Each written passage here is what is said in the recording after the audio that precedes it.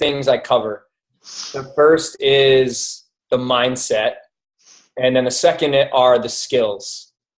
But to me, I feel like the skills are 20% of the business, and the mindset's 80%.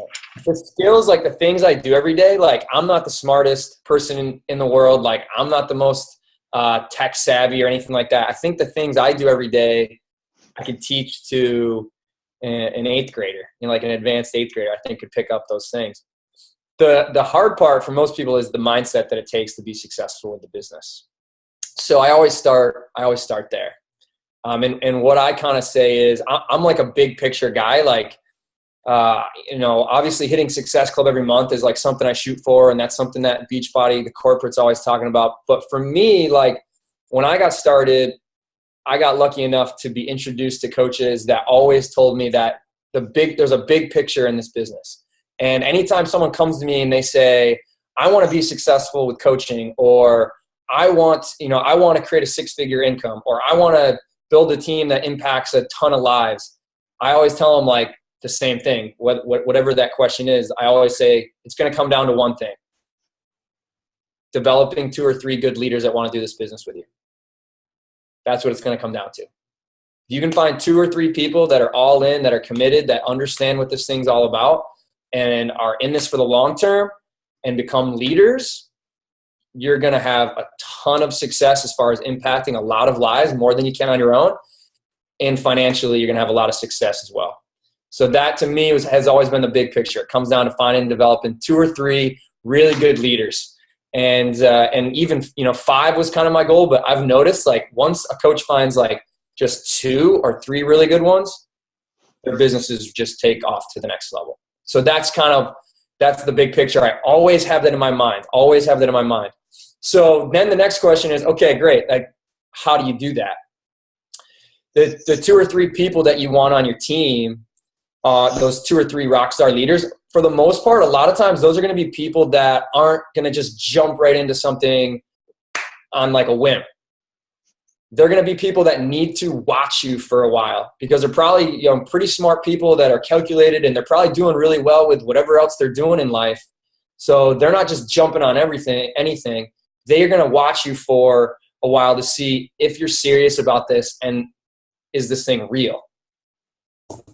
So that's, to me, is like, all right, now we know the big picture. The thing that's really going to give you a lot of success in this business is developing a couple really good leaders.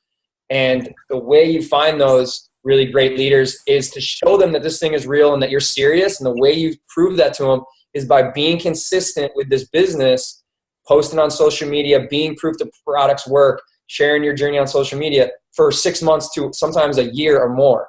And then those are the people you want on your team. Then they get on your team. But that's the understanding you gotta have coming into this. What I see a lot of coaches do, though, is they sign up and they're so excited and they do it for like 3 or 4 months, and maybe they even hit Success Club their first 3 months, or maybe they don't, whatever it is, but their warm market starts kind of drying up maybe, or things aren't as exciting as they once were. Even like when you go to a job, like it's exciting the first time you go to a job, and then it starts to kind of wear off a little bit. The same is true with like when you're starting a business. It's really exciting, but eventually that initial excitement might wear off. And I always see coaches, they go, it's not happening as fast as I want. And they stop doing the things they need to do every day. And what they didn't realize was those people that were watching them, that were going to be those 2 or 3 rock star leaders that they're looking for, they were watching. They didn't comment on anything you posted. They didn't like anything you posted, but they were watching. And they saw you stop after 3 or 4 months. And you lost all that credibility that you had been gaining. So the best way I can, any visual learners on the call like me, I'm a total visual. You can talk to me, but I need like visual examples, okay? So has anyone ever tried to run up an escalator that's going down? Anyone ever tried that and their mom yelled at them like me? Anybody? No. Sounds like I'm the only one that's done that? Okay. It sounds like it's very similar to this business. Running up an escalator that's going down is just like this the first year of this business. You're going to be running full speed. You're going to be so excited, and you're running and you're inviting and you're doing your vital behaviors and you're posting on social media. but your business isn't moving as fast as you want because you're going uphill against the traffic of this escalator. And you got to realize that that's how it works, because people need to watch you for a while before they're convinced that this thing's real. And when you're running full speed up an escalator, you're not going as fast as you want, and it gets a little tiring and you get discouraged. What do a lot of coaches do? They stop. They stop running. And what happens when you stop running on an escalator that's going down? Do you stay in the same place you were? When you take a break in this business, do you stay in the same place? When you take a break when you're running up an escalator that's going down, do you stay in the same place? When you come back, you go all the way back down to the bottom. Because all those people that were watching you saw you take a break, and you lost that credibility. So all that momentum you had, you lost. And I did that to myself over and over and over again for 4 years. I've been a coach for over 7 years. First 4 years sucked. Last 3 years, a lot better. And that's the one simple thing that I changed. That's the biggest thing I changed. I kept getting on this escalator, running full speed, so excited, and life would get in the way, or my business wasn't growing as fast as I wanted, and I would take a break, and I would lose all that momentum. And all my coaches that were on that escalator with me, if I only had a few of them, but they saw me stop, and they're like, and they saw me go back down the escalator. They're like, "Where are you going, dude?" And then they stopped, and then they went back down the escalator. So that, to me, is like, that's the mindset. You got to understand that that's just kind of how the business works. People are watching, and they need time. They need to watch you for a while to make sure that you're real, that you're serious, and that this thing is a real opportunity. You guys understand that, you guys? So who's kind of been up and down that escalator a few times? Anybody? Yeah. Okay. So I don't feel alone on that. Okay. So now we understand, like, this business is like running up an escalator that's going kind of downhill. So, all right. So how, what attributes do I see in coaches that end up getting on the escalator and end up making it to the top without taking the brakes and falling off? And then the ones that do stop when they get halfway up the escalator, what are they missing? So that's kind of the next part I talk to my coaches about. Once they understand the big picture, 2 or 3 leaders is kind of the big picture goal, and you're going to find those 2 or 3 leaders by being on an escalator for a year. Sounds great, right? So why do some coaches stay on and some don't? And to me, it kind of comes down to 2 things. Number 1, your why. I'm sure you hear that all the time. Number 2, your belief. So when I am on a call with a new coach, once we talk about that, the leader part, we talk about the escalator, then it's like, all right, let's talk about your why. Why are you going to stay on an escalator that's going downhill? Why are you going to stay on that thing for a year? What's at the top of that escalator for you? And so I don't call it a why, I call it a why list. So I tell them to take out a piece of paper and we write down everything on a why list. And I had from the small to the big, I had a coach tell me that she wanted to be able to afford the softer Charmin toilet paper. I was like, add that shit to the list. That's great. So, and then all the way up to the big stuff. So the toilet paper, if you want softer toilet paper, add it to the list. If you want to pay for your Shakeology, add it to the list. If you want to pay for a cell phone bill, add it to the list. Mortgage, add it to the list. Financial freedom, add it to the list. You want to impact a ton of lives and do something that's so much bigger than yourself, add it to the list. Whatever it is, anything from small to big. And start getting in the mindset of, instead of looking around at what other people are doing and saying, oh, that'd be so cool if I could do that for my family, or if I could do what that person's doing. No more saying that would be cool. You start saying, I'm going to do that. I'm adding it to my why list, and that's going to be my why fuel. And I call it why fuel. If you run out of why fuel, if your why tank goes empty, you're not going to get to the top. Stop running. So that why list is huge. How many of you guys have a visual why, like something written down? Maybe it's one thing. I would say write everything, little to small, toilet paper to doing something that's going to make a huge dent on this world in a positive way. Financial freedom, if that's your thing too, right? Cool. So that's the first thing I tell them is that's their first homework assignment, why list. Okay. Okay. So next thing I said was belief, right? I don't know if I told you that. So why and then belief.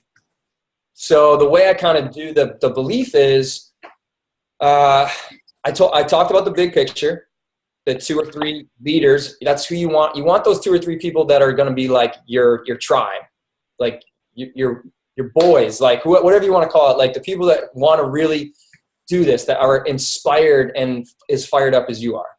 So now I kind of reverse engineer it back to those little daily behaviors.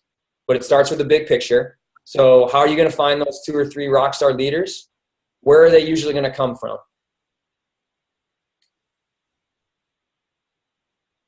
There you go. You got it. Challenge groups. They're going to come from your challenge groups.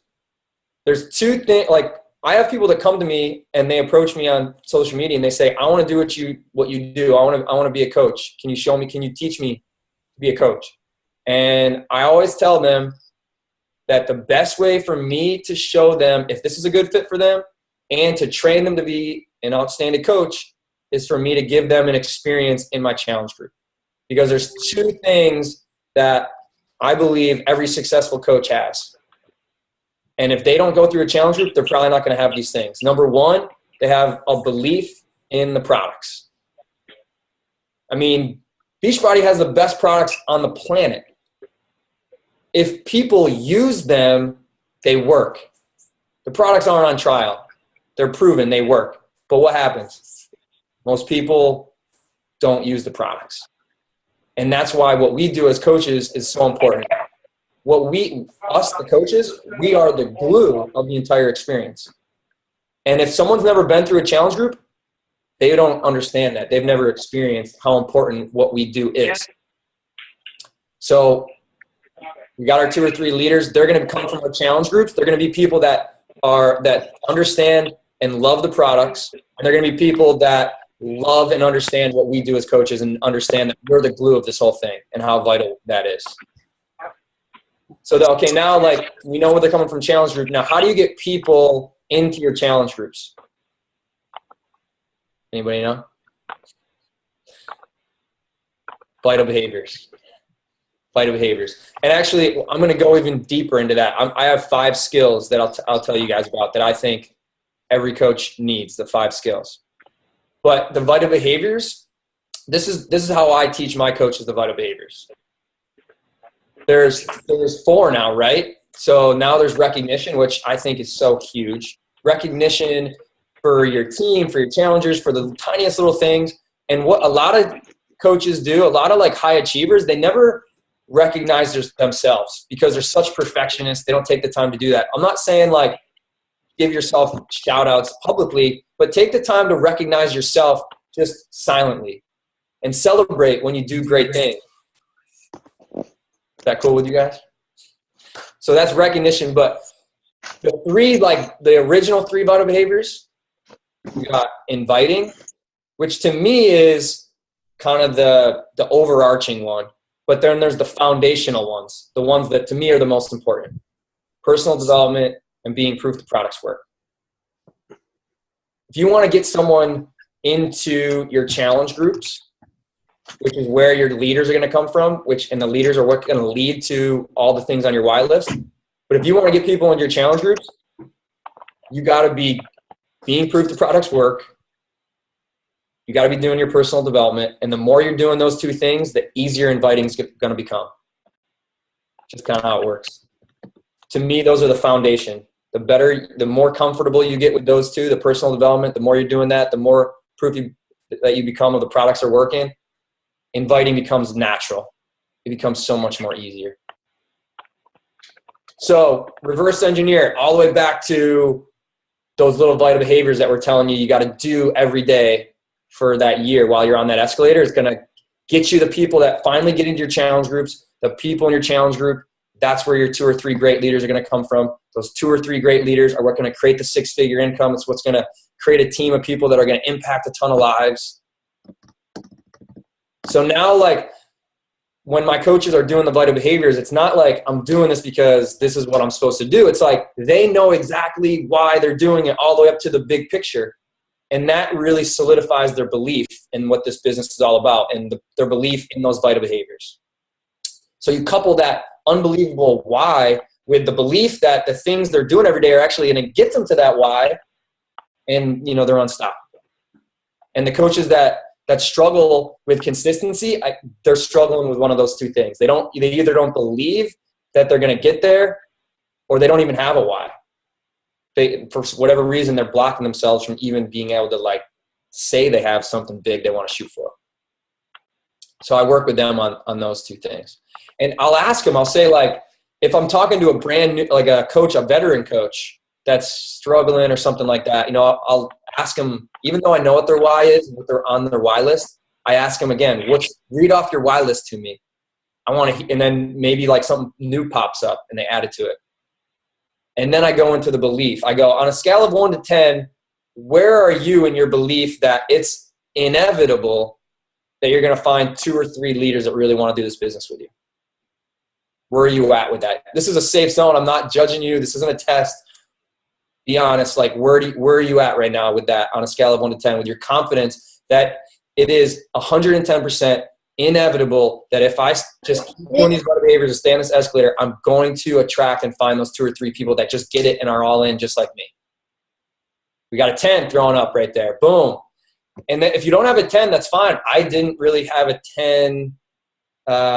It's funny for me, it wasn't even a belief for me. I don't know why. I just had this knowingness that it was just a matter of time that I was going to find a couple people that just wanted to do this as much as me. It was beyond a belief. I just knew it was going to happen as long as I just stayed consistent with those little bite behaviors. So when a coach doesn't have a 10, which most don't, I ask them what's holding you back from feeling that 10? What is it? Again, judge-free zone. Just let's have a conversation. And when they say what it is, when they verbalize it, immediately it loses a little bit of its hold on them. And they kind of laugh sometimes. They go, I know that's stupid. And they kind of laugh, which is good when they just verbalize it instead of just internalizing it, letting it grip them. And then once they verbalize it and it loses a little bit of strength, then I kind of talk them through it. And, it's usually something that's not a huge thing. If it's time or maybe they're just doubting themselves, we just kind of talk through those little things and try to get that belief, that strength back in their belief, that understanding it's inevitable. The only way you can mess this thing up is if you stop. The only way you can mess this up is if you quit. You are the boss. You don't have a boss. No one's going to come to you and say, you have been doing terrible this year. You're fired. It's not how this business works. The only way you can get fired or mess it up is if you just stop. I try to get them back understanding that belief. So is that enough mindset for you guys? For me, that's what it is. It's if you don't have that long-term big picture mindset, you don't understand that this is about running up an escalator and people need to watch you, and they might not like or comment on anything, but they are watching. And when they tell you no, that's a good thing because now they're going to watch you even more. You've planted a seed now. No's are good. No's are good. No's just mean not yet. So that's the first thing I talk to my new coaches about. They gotta have a very strong mindset and understanding that this is not a quick thing. It's a long-term thing, and people need to watch you for a while before they're going to be ready to get on board. And you just got to stay consistent with those simple things. Personal development every day. To me, that's the most important thing you can do, not just in Beachbody, but in life. That's the first thing I do every day. The second thing I do every day, my workout. Body and mind. Take care of those 2 things first. Those are the 2 foundational Vita behaviors. The more you do that, the more consistent you stay with those 2 things, inviting becomes easier. The more likely you're going to be to have people join your challenge groups, and the more likely those challengers are going to turn into those leaders you're looking for. Cool. All right, so that's the mindset. So then, once we kind of nail that home, and really make sure they're excited to be on this escalator.